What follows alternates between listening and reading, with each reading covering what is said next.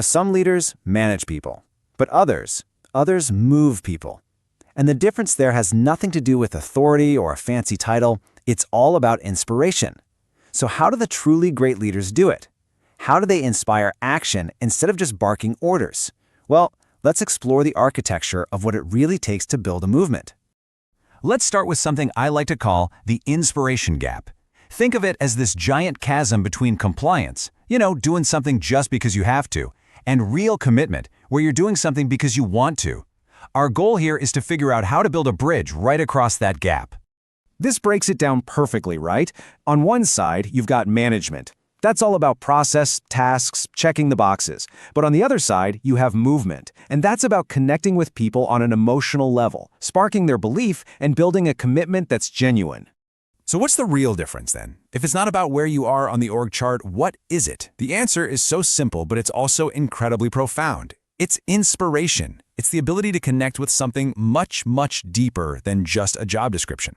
So let's start building the framework for how that actually happens. Every strong structure needs a solid foundation, right? Well, for an inspired leader, that foundation is built with two key things: a powerful purpose and a crystal clear vision. It all starts with why. The leadership expert Simon Sinek just puts this perfectly. He says, people don't buy what you do, they buy why you do it. Think about it. When people really get the purpose behind a mission, you don't have to push them. They feel this internal drive. The why is the engine. A company's why isn't just to sell software, it's to empower human creativity. See the difference? One's a task, the other, that's a cause. And that why is the fuel for a clear vision. The most inspiring leaders are like artists. They paint this vivid, compelling picture of the future. Just think about Martin Luther King Jr. He didn't stand up and say, I have a plan. No, he said, I have a dream.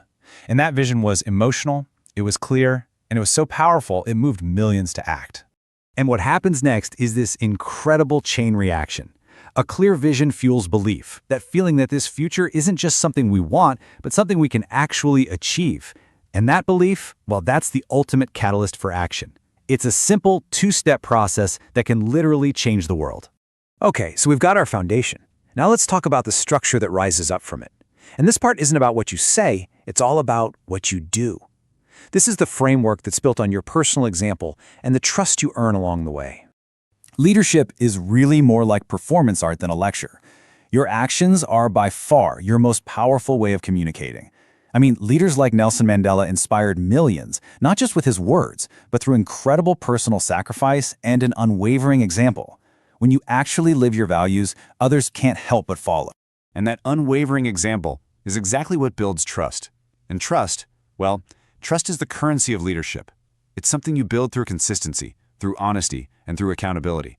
When a team trusts their leader, they can act decisively, they can act without fear, and that's what turns a simple direction into a shared, unshakable commitment.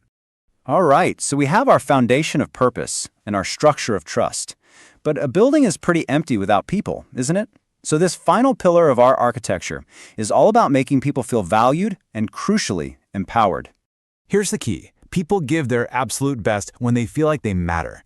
And making people feel seen isn't some complicated formula. It's about truly listening, like actually putting your phone down when someone is talking to you. It's about acknowledging their effort, not just the final result. It's about creating a space where everyone feels like they are a critical part of the mission. This really highlights a fundamental choice every leader has to make. Weak leaders, they try to control people, but great leaders, they focus on empowering them. Instead of micromanaging every little detail, they define the goal and then trust their team to find the best path. They give people real responsibility, they encourage growth, and they let others take true ownership. And when people feel that ownership, they don't wait around for instructions. They take initiative. So, let's bring this all together. We've talked about the foundation, the structure, and the people. We've pretty much built the architecture. So now let's talk about becoming the architect. What does it actually take to be an inspired leader?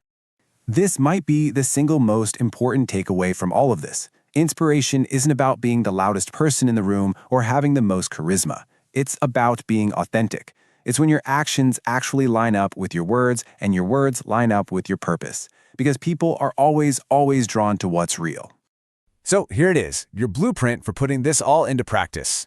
First, start with your why to build that solid foundation. Second, live your values every single day to build a framework of integrity. Third, build trust through your consistency. And finally, bring it all to life by lifting others up and empowering them to be their absolute best. And really, that brings us right to the heart of it all. Your title, your position on a chart, that's a fact. It was assigned to you. But leadership, true inspirational leadership, that's a choice. It's a choice you have to make every single day in how you show up, how you communicate, and how you treat people. So the only question left is, which will you choose?